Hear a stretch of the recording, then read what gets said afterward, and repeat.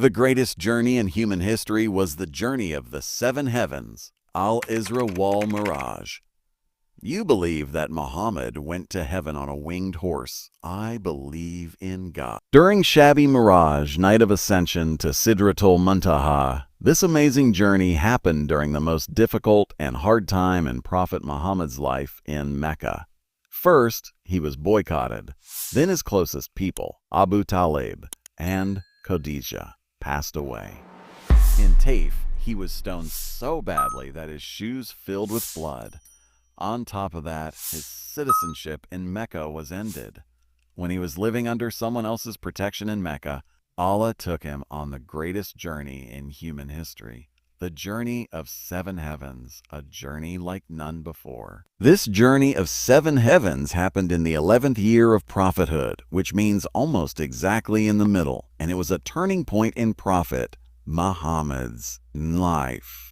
Before this journey, he was living a very difficult life in Mecca, but directly after this journey, he migrated to Medina, where his life completely changed as a leader and king of a new state. One night in Mecca at midnight, Angel Gabriel took him on Burak from Mecca to Jerusalem, Batul Muqaddas.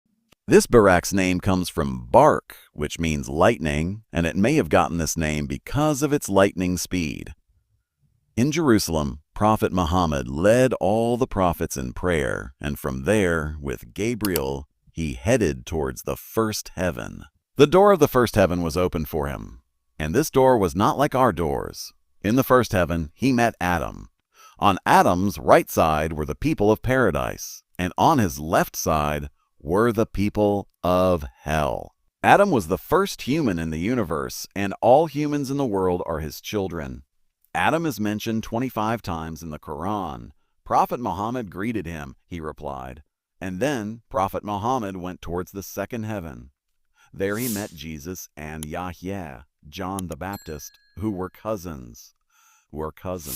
In Christianity, they are called Jesus and John the Baptist. Both these prophets were born 2,000 years ago in the Roman Empire state of Palestine, and both lived very difficult lives. Yahya was martyred by a cruel ruler, and people compare his martyrdom to Imam Hussein's martyrdom in Karbala even today. The same was about to happen to his cousin Jesus, but Allah lifted him from the world at the last moment. Yahya is mentioned 5 times in the Quran, and Jesus is mentioned 25 times. Prophet Muhammad greeted them. They replied, and he went towards the third heaven.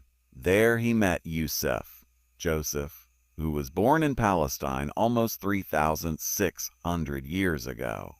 We all know how he went from there to Egypt, which was the superpower of that time, and became the viceroy, meaning the most powerful minister after the king.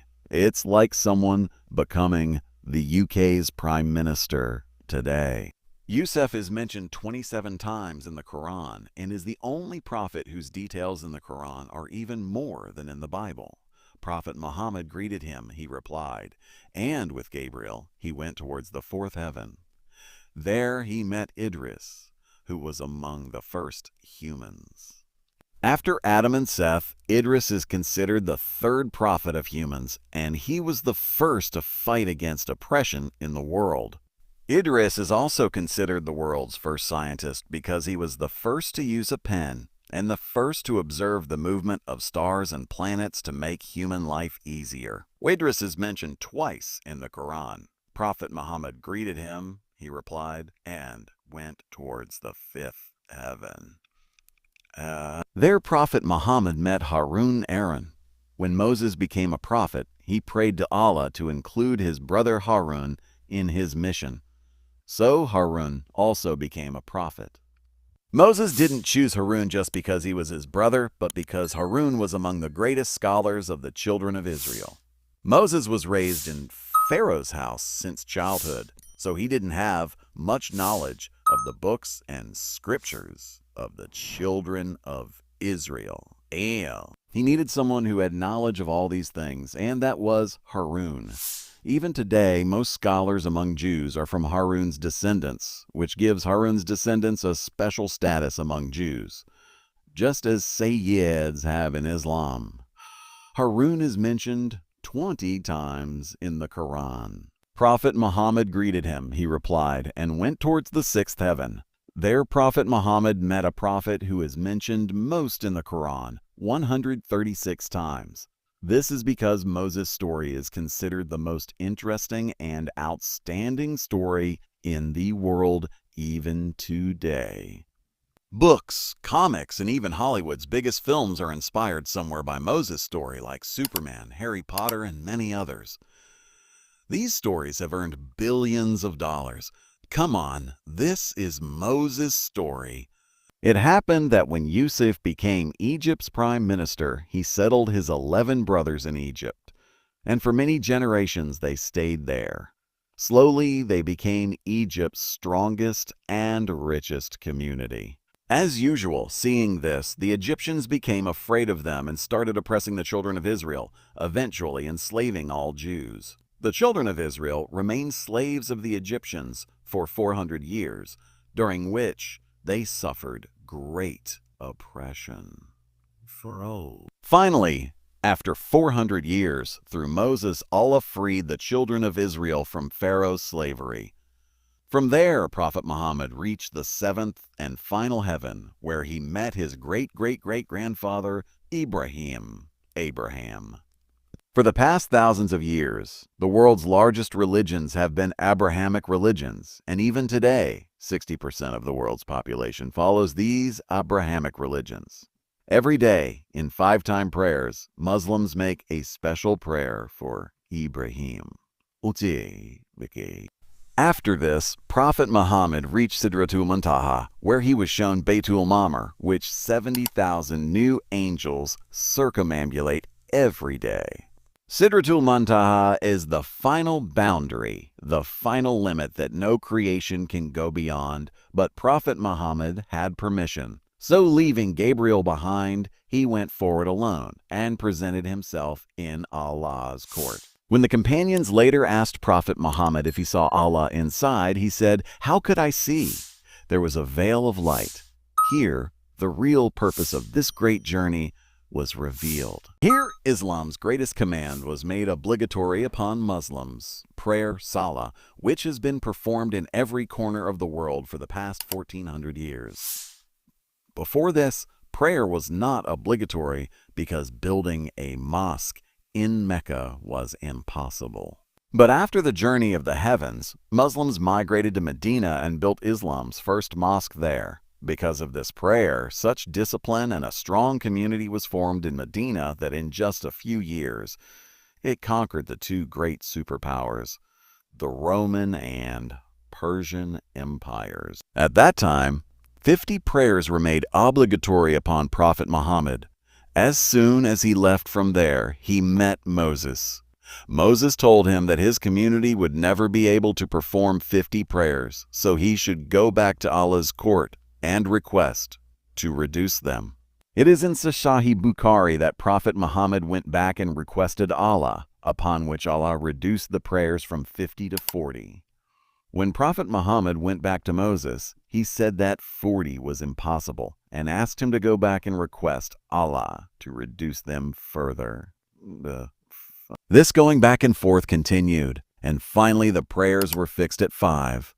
But Moses again told Prophet Muhammad that his community would not be able to perform even 5 prayers a day. But Prophet Muhammad said that after this, he would be ashamed to ask Allah to reduce the prayers more. He was satisfied with 5 prayers. Just during this journey, Prophet Muhammad was shown paradise, hell, and the punishments of sinful people. Finally, he returned to Jerusalem, Baitul Muqaddas, and from there headed back to Mecca. On the way, he saw a caravan whose camel had run away. As soon as he returned to Mecca, the people of Mecca were all sleeping, which means all of this was done by Prophet Muhammad in just one night. Now, how is this possible? According to Einstein's theory of relativity, time is not absolute. This means if one person is moving fast and another is standing in place, both will experience time completely differently. That's why this night was very long for Prophet Muhammad, but for everyone else, it was a normal night. As soon as Prophet Muhammad returned to Mecca, he knew that if he told all these things to the people of Mecca, they would make fun of him a lot. But Prophet Muhammad clearly told everyone the complete story, because of which the people of Mecca made fun of him a lot and started asking him questions about Jerusalem because they knew that Prophet Muhammad had never been to Jerusalem before. But at that same time, to strengthen Prophet Muhammad's memory, Allah presented Jerusalem before him, just as you are watching this video right now.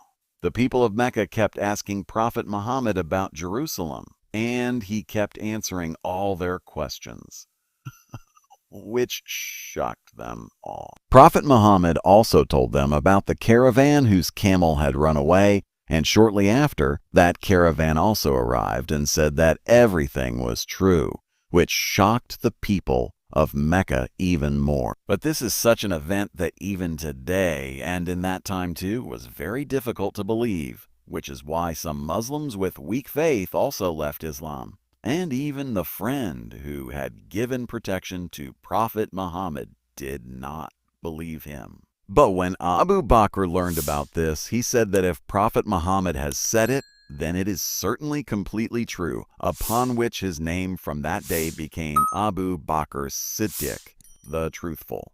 This journey was not an ordinary journey, but it ended Islam's difficult days and started Islam's days of rise. The very next year, 72 people from Medina came to take Prophet Muhammad from Mecca to Medina as their king and leader. Please leave a comment if you want second part, like, and share with others, and subscribe the Muslim Timeline. Thank you, and goodbye.